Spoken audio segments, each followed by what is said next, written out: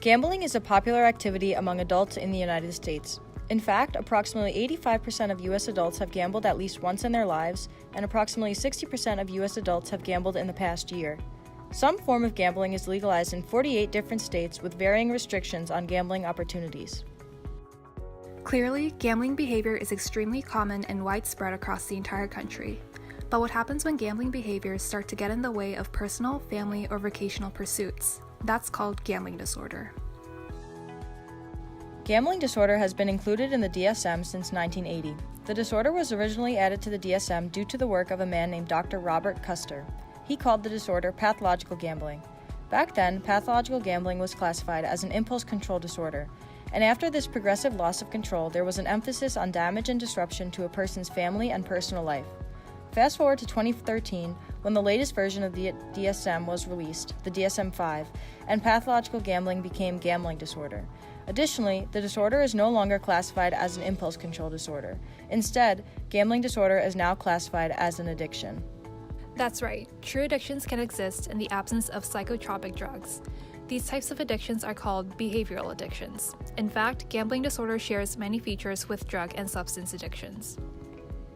For instance, just like drug addiction, the presence of gambling disorder also involves subjective cravings, tolerance, highs, and withdrawal symptoms. In the case of gambling, tolerance might mean that individuals need to increase betting in order to raise the stakes. And when individuals that are addicted to gambling do not have the means or opportunities to gamble, they might experience disturbances in their sleep, irritability, and general discomfort. Additionally, several studies suggest that there are similarities in the neural correlates of both gambling disorder and drug addiction. In an fMRI study by Dr. Mark Potenza, researchers studied the brain activation patterns of gamblers and of drug addicts when they were exposed to relevant stimuli. The researchers found that when gamblers were exposed to videos of people gambling and talking about gambling, they showed changes in some of the same frontal and limbic brain regions as cocaine addicts that were exposed to images meant to stir up drug cravings. In another study conducted by Dr. Eric Hollander, the researchers used PET technology to study arousal patterns in gamblers' and alcoholics' brains. The researchers found that gamblers showed significant changes in cortical arousal depending on whether they were just playing cards or they were betting with money at stake. The activation patterns that were examined in this study go hand in hand with the activation patterns from another study that showed changes in alcoholics' cortical arousal patterns when they were looking at a bottle of Coke versus when they were looking at a bottle of whiskey. Several researchers have spent time studying the psychology of gambling. In 2015, researchers Murch and Clark proposed a model for the psychology of gambling that breaks down gambling behaviors into separate cognitive elements.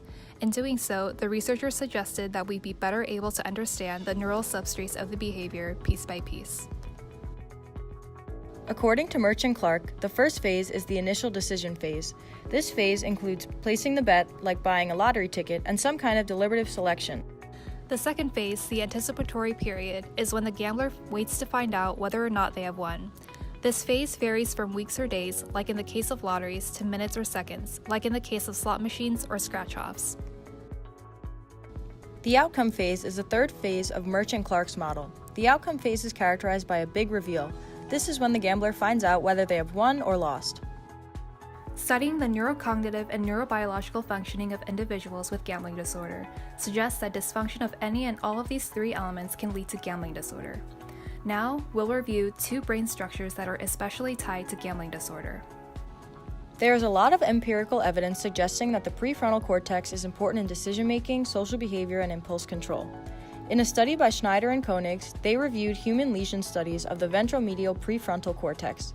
They determined that there were marked changes in affect, poor decision-making, and inappropriate social behavior upon damage to the prefrontal cortex.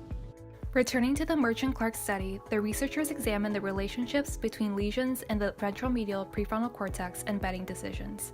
Murch and Clark used tasks that specifically captured betting decisions within a gambling context in order to recruit the ventromedial prefrontal cortex. On the roulette betting task in this study, the participant viewed a wheel with red and blue segments. In this study, blue was the winning color, and the number of blue segments varied across trials. On each trial, participants had to select between 3 available bets, and patients with damage to the ventromedial prefrontal cortex placed higher bets than the controls, which is shown by the red line in this figure. Further, this study suggested that within the group of participants with damage to the ventromedial prefrontal cortex, the volume of damage within the medial portion of the orbitofrontal cortex was correlated with the size of the average bet on the gambling task. The second brain structure that is especially important in this discussion of gambling disorder is the insula. The insula plays an important role in the awareness of bodily states, which is called interoception. In fact, the insula is known to receive interoceptive signals, and it is considered a necessary substrate for experiencing emotion and self-awareness.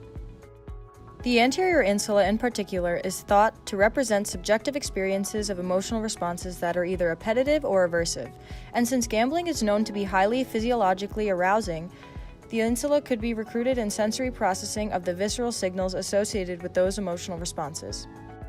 There is research that supports this idea. In fact, the posterior part of the insula is known to be activated when interoceptive signals generated from physiological states in the body, like arousal, are associated with addictive behaviors such as gambling or substance use. Activation of the posterior insula consequently activates the anterior insula, where somatic marker representations, or body-related responses that represent emotion, reach awareness and are committed to memory. This is the step in which learning about gambling or drug effects is thought to take place, and the step in which associations between gambling and arousal are supposedly made. Taken together, these findings suggest that the insula is a key region that integrates interoceptive states into conscious feelings, which may be subjectively perceived by addicted individuals as an urge to participate in their addictive behaviors. Additionally, imaging studies have also examined differences in insular structure and function between addicts and healthy controls. A functional imaging study by Surumi et al. In 2014 suggested that addicts have reduced insular cortex activation during decision-making and evaluative tasks. This figure shows the activation patterns of each group during reward anticipation, as illustrated by these orange and yellow colors. The gamblers, which are on the left of this figure, showed decreased activation in their insulas as compared to healthy controls. Also, when researchers examined activation patterns in light of illness or abstinence duration, they determined that activation in the insula decreases as the illness progresses, whereas activation in the insula increases as abstinence progresses.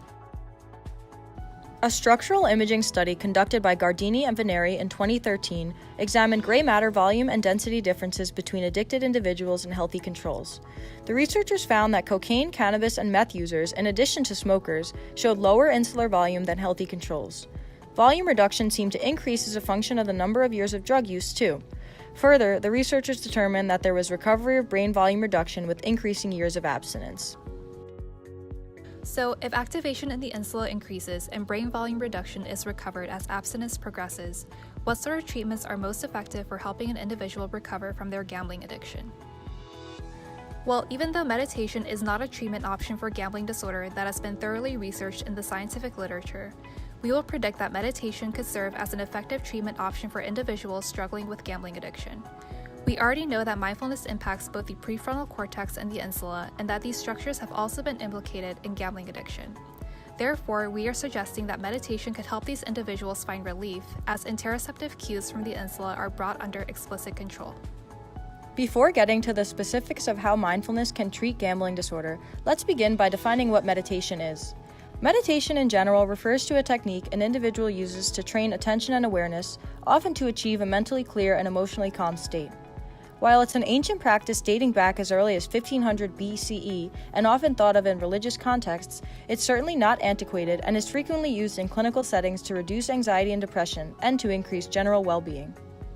Now let's get into mindfulness. In short, mindfulness is a clear awareness of one's internal experiences as they occur in the present moment, with a state of open and non-judgmental attention.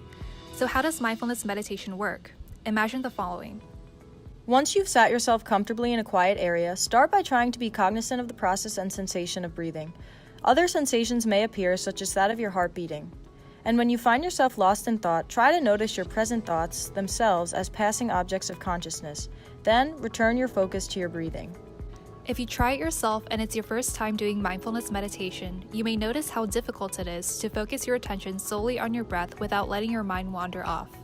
We can predict that beginners will have to put in more cognitive effort to get out of the habit of letting their minds wander, while more experienced meditators can take part in this process effortlessly. We'll get into this aspect more later. For now, you may be wondering what the point of mindfulness is. We can better conceptualize the goals of mindfulness by breaking it down into 3 aspects that all work together to constitute the process of self-regulation. First, mindfulness seeks to enhance attentional control.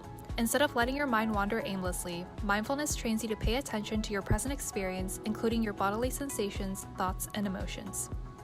Mindfulness also seeks to increase emotional regulation. Many of us are in the habit of ceaselessly grasping at things that give us excitement or pleasure and avoiding the things that lead us to feel fear or anxiety.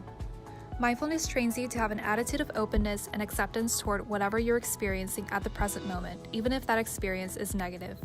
So instead of habitually reacting to those internal states, you can begin to recognize them simply as objects of consciousness as they come and go. The third and final goal of mindfulness is to increase self-awareness.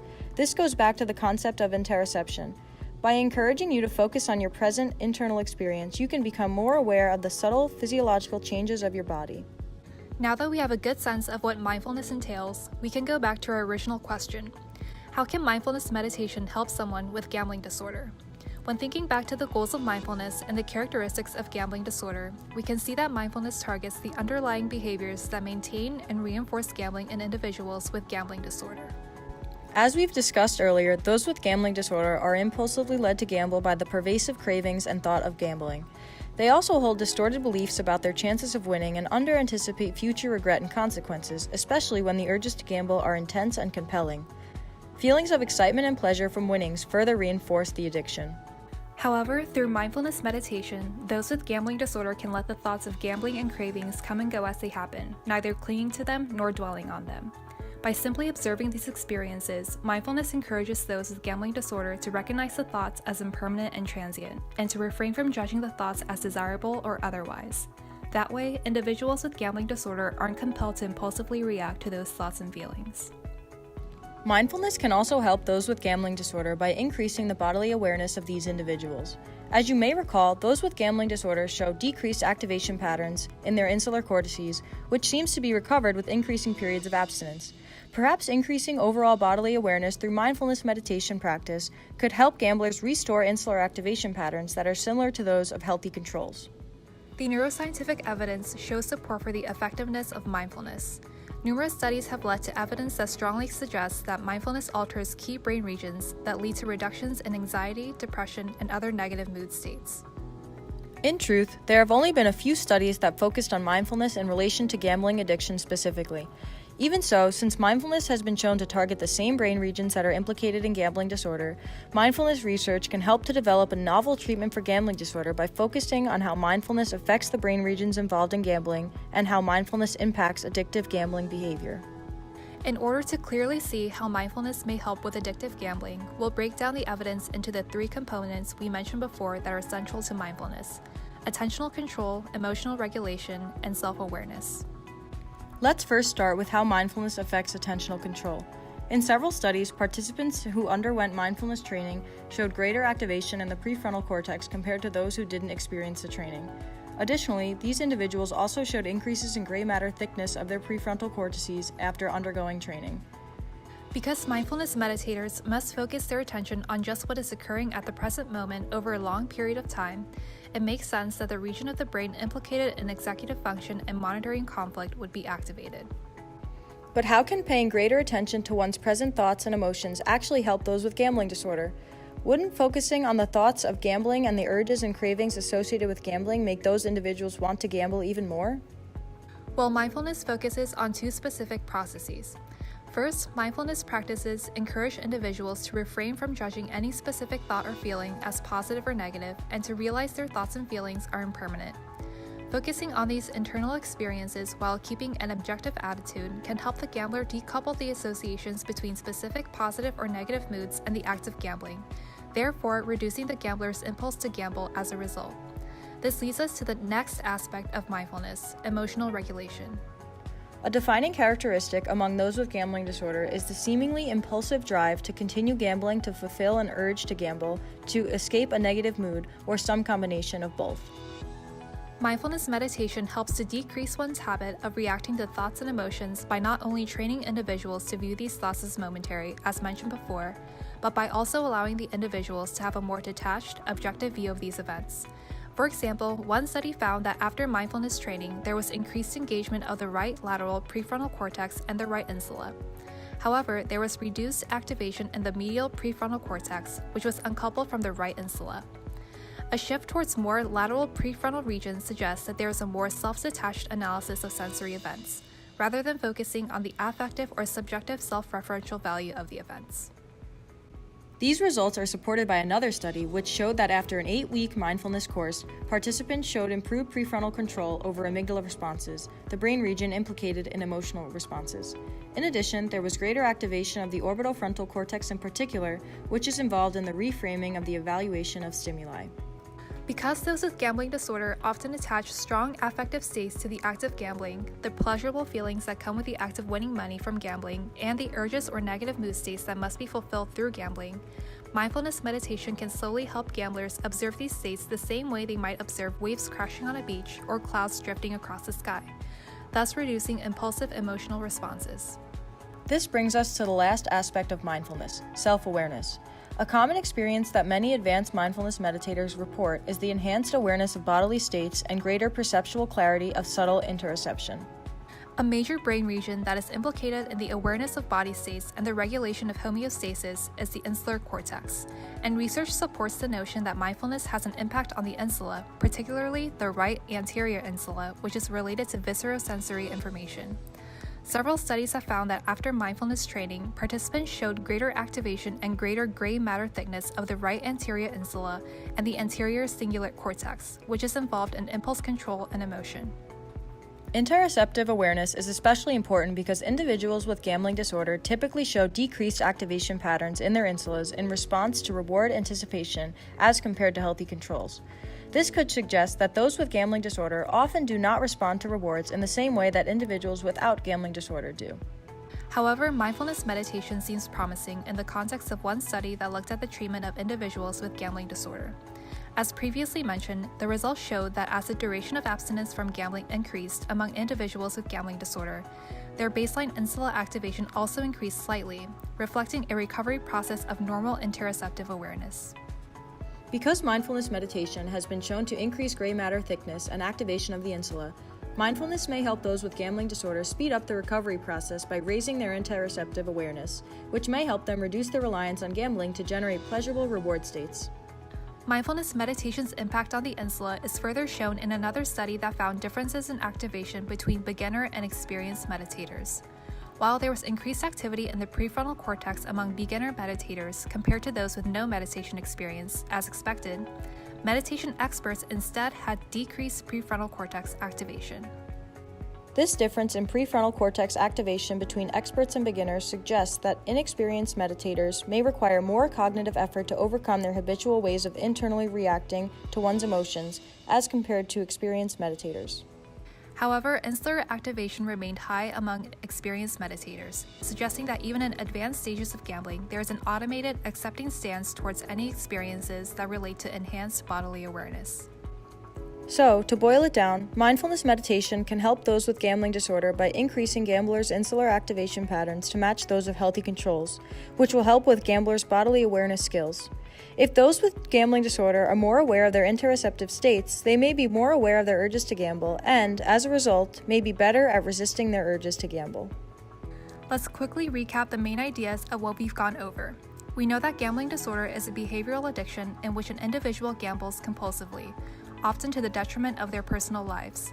The impulsivity, emotional dysregulation, and cognitive distortions that characterize gambling disorder implicate the prefrontal cortex and insula in particular as key brain regions that are also impacted by mindfulness meditation.